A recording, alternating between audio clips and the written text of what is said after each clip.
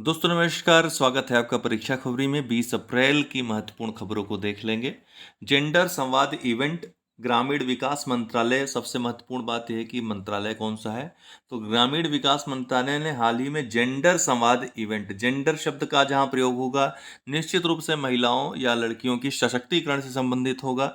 तो ये जेंडर संवाद इवेंट का शुभारंभ किया। यह DAYNRLM अर्थात दीनदयाल अंत्योदय योजना, राष्ट्रीय ग्रामीण आजीविका mission, national rural livelihood mission और IWWAGE के बीच एक संयुक्त पहल है। IWWAGE क्या है? Initiative for what works to advance women girls in the economy. अर्थव्यवस्था में महिलाओं लड़कियों की भूमिका को बढ़ाने के लिए, एडवांसमेंट के लिए एक इनिशिएटिव है कि किस तरह से कार्य किया जाए कि इनकी भूमिका इसमें बढ़े, इकोनॉमी में महिलाओं और लड़कियों की। तो ये इन दोनों की संयुक्त पहल है। जेंडर संवाद की बात करें तो यह महिला एजेंसियों को बेहतर बनाने के लिए अन्य राज्यों की सर्वोत्तम प्रथाओं को समझने के अवसर प्रदान करता है।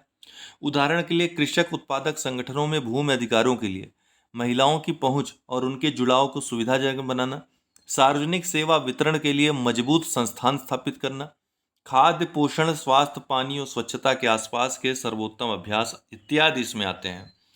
यह विश्व स्तर पर जेंडर इंटरवेंशन को समझने में मदद करता है।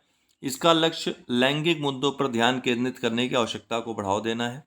यह प्लेटफॉर्म महिलाओं के लिए आजीविका सहायता सेवाओं की सुविधा प्रदान करता है और वित्तीय अवसरों की सुविधा प्रदान करता है। ये आपके मुख्य परीक्षा के लिए भी जेंडर संवाद ये महत्वपूर्ण है। स्वदेशी निवासियों का register, register for indigenous inhabitants, ये क्या है? तो नागालैंड सरकार ने राज्य के स्वदेशी निवासियों को पंजीकृत करने के लिए एक एक वर्ड पे आपको ध्यान देना है। ये क्या है? ये आपके टेक्निकल वर्ड्स हैं जो एग्जाम में पूछे जाएंगे। स्वदेशी की जगह विदेशी कर देगा, नागालैंड जगह त्रिपुरा या कुछ और कर देगा। ध्यान रखिएगा, नागालैंड सरकार ने राज्य के स्वदेशी निवासियों को पंजीकृत करने के लिए एक संयुक्त परामर्शदात्री समिति बनाने का निर्णय लिया है। जुलाई 2019 में नागालैंड सरकार ने असम के राष्ट्रीय रजिस्टर के तर्ज पर RIIN, register for indigenous inhabitants of Nagaland को लॉन्च किया था। यह समिति नागालैंड के स्वदेशी निवासियों के रजिस्टर को तैयार करेगी। स्वदेशी निवासी बहुत महत्वपूर्ण है, ध्यान रखिएगा। असम की तर्ज पर IP Guru, national internet exchange of India ने भारत में IPv6 प्रोटोकॉल के बारे में जागरूकता बढ़ाने के लिए कुछ नई पहलों की घोषणा की। दूर संचार विभाग ने पिछले वर्ष फरवरी में सभी सरकारी संगठनों को मार्च 2020 तक IPv6 में परिवर्तन अनिवार्य कर दिया था। निक्सी ने IPv6 प्रणालियों में परिवर्तन का समर्थन करने के लिए IP गुरु नामक एक विशेषज्ञ पैनल लॉन्च किया। निक्सी IPv6 के लिए एक शिक्षा मंच भी बना रहा है जिसे निक्सी अकादमी कहा जा रहा है। आप लोगों में से काफ़ी लोग जो कंप्यूटर संबंधित नहीं, उनको IP नहीं पता होगा दोस्तों। तो IP का जो फुल फॉर्म होता है इंटरनेट प्रोटोकॉल होता है, इंटरनेट प्रोटोकॉल होता है। और IPv का फुल फॉर्म है इंटरनेट प्रोटोकॉल वर्जन, ये वर्जन संबंधित है। दरअसल अभी वर्तमान में जितने भी इंटरनेट यूज करने वाले डिवाइसेस हैं, कंप्यूटर हो गया, मोबाइल हो गया, वो क्या यूज करते हैं? IPv4 का यूज करते हैं, इंटरनेट प्रोटोकॉल वर्जन 4 का यूज करते हैं। लेकिन अभी IPv6 की बात की जा रही है ताकि बेहतर कनेक्टिविटी और अन्य सुविधाएं जो IPv4 में नहीं है वो प्रदान की जा सके यूजर्स को। तो IP होता गया दरअसल इंटरनेट प्रोटोकॉल एक प्रकार का नंबर होता है। IP एड्रेस इसको बोलते हैं, IP एड्रेस बोलते हैं। इससे क्या होता है? किसी भी डिवाइस की पहचान की जाती है इससे। ठीक है, ये कनेक्टिविटी को संदर्भ करता है। कल हम IPv4 IPv6 के बारे में आपको बताएंगे, कंप्लीट जानकारी देंगे। और साथ ही ये भी बताएंगे कि IPv5 ये क्यों गायब रहा, IPv5 की हम चर्चा क्यों नहीं करते हैं, IPv5 क्यों नहीं आया। इन सब बातों पे कल हम विशेष रूप से कल चर्चा करेंगे। लूना 25, रूस का चंद्रमा मिशन क्या है? तो रास कॉस्मोस अक्टूबर 2021 तक लूना 25 को लॉन्च करेगा। ये रास कॉस्मोस क्या है? जैसे हमारे यहाँ इसरो है वैसे रूस में रास कॉस्मोस है, अंतरिक्ष एजेंसी है वहाँ की। ये लूना 25 को लॉन्च करेगा अक्टूबर 2021 तक। चंद्रमा मिशन है इसका, आपको पता है लूना के नाम से ही कई चंद्र मिशन रसिया ने लॉन्च किए। सबसे पहला मिशन भी था इसका चंद्रमा पे भेजने वाला, हालांकि वो सफल नहीं हो पाया था। रासकॉस्मोस रूस का सरकारी अंतरिक्ष निगम है जो अंतरिक्ष उड़ानों, एरोस्पेस अनुसंधान और कॉस्मोनॉटिक्स कार्यक्रमों के लिए जिम्मेदार है। लूना 25 का प्राथमिक उद्देश्य लैंडिंग तकनीक साबित करना है। यह चंद्रमा के दक्षिणी ध्रुव के चारों ओर के एक्सोस्फीयर का अध्ययन करेगा। आज तक चंद्रमा के इस क्षेत्र में कोई अंतरिक्ष यान नहीं गया है।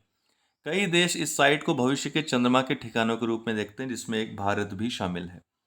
चीन अमेरिका जलवायु परिवर्तन सहयोग। दुनिया के दो सबसे बड़े प्रदूषक चीन और अमेरिका जलवायु परिवर्तन के मुद्दों से निपटने के लिए मिलकर काम करने पर सहमत हुए हैं। उन्होंने हाल ही में एक संयुक्त बयान जारी किया कि वे पेरिस समझौते को बनाए रखने के लिए मिलकर काम करेंगे। यह घोषणा अर्थ डे लीडर समिट के पहले की गई है। आपको बता दूं यहाँ पर एक बात और, पेरिस समझौते से बाहर होने का फैसला जहां डोनाल्ड ट्रंप ने किया था, वहीं जो बाइडेन ने सरकार बनते ही अपने 16 प्रमुख घोषणाओं में एक घोषणा ये भी की थी कि वो पेरिस समझौते में अमेरिका को शामिल कर रहा है। अर्थ डे लीडर समिट क्या है, जिसके पहले ये बात की गई, ये घोषणा की गई है। तो अमेरिकी राष्ट्रपति जो बाइडेन ने पीएम मोदी और राष्ट्रपति शी जिनपिंग सहित 40 वैश्विक नेताओं को world leader summit on climate के लिए आमंत्रित किया है। यह शिखर सम्मेलन पृथ्वी दिवस यानी 22 अप्रैल को आयोजित किया जाएगा। तो विश्व पृथ्वी दिवस कब होता है? 22 अप्रैल को। तो 22 अप्रैल को यह अर्थ समिट होगा। इटली ने भारत में पहला मेगा फूड पार्क जो है लॉन्च किया। किसने? इटली ने। कहाँ? भारत में पहला मेगा फूड पार्क इटली का।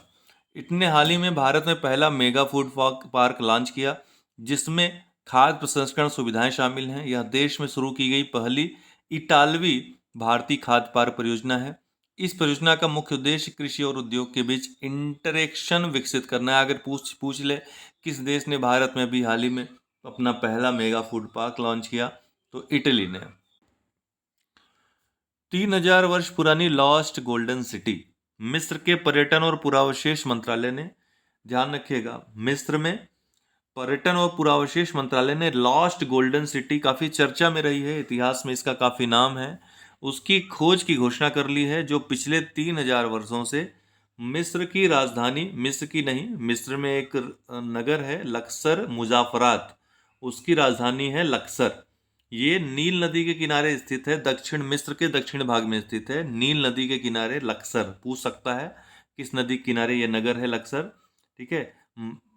मिस्र की राजधानी दोस्तों क्या है? काहिरा है। मिस्र का एक राज्य है जिसका नाम है लक्सर मुजाफरात, उसकी राजधानी है लक्सर, एक नगर है।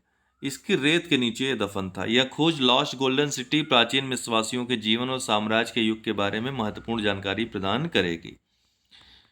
डेली करंट अफेयर्स में देख लेते हैं। ब्रिटेन के गृह मंत्रालय ने हाल ही में किस भगोड़े कारोबारी के प्रत्यर्पण को मंजूरी दी है?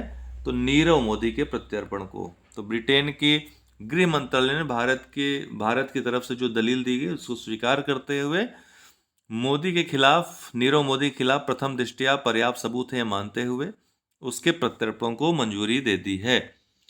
ओडिशा के किस नदी पर, अति महत्वपूर्ण प्रश्न है, very very important, ropax jetty परियोजना बनेगी धामरा नदी पर। तो उड़ीसा में धामरा नदी, यहाँ से कई प्रश्न आपको मिलेंगे।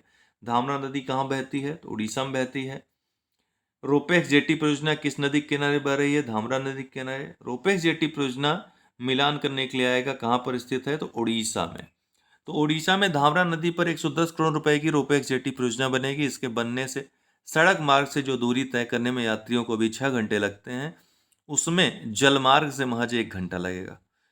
मंत्रालय ने कहा कि रोपेक्स जेटी परियोजना से धामरा नदी के आसपास स्थानीय लोगों को रोजगार के अवसर उपलब्ध होंगे और तलचुआ से धामरा तक की सड़क मार्ग की 200 किलोमीटर की दूरी को कम कर देगा। तो आज के लिए इतना ही दोस्तों, बहुत बहुत धन्यवाद। कोई भी क्वेरी होने के लिए कांटेक्ट कर सकते हैं व्हाट्सअप नंबर 9453775039 या नीचे डिस्क्रिप्शन बॉक्स में 2 टेलीग्राम ग्रुप्स के लिंक दिए हैं, आप लोग डायरेक्ट वहाँ पर भी ग्रुप ज्वाइन करके संपर्क कर सकते हैं। बहुत बहुत धन्यवाद।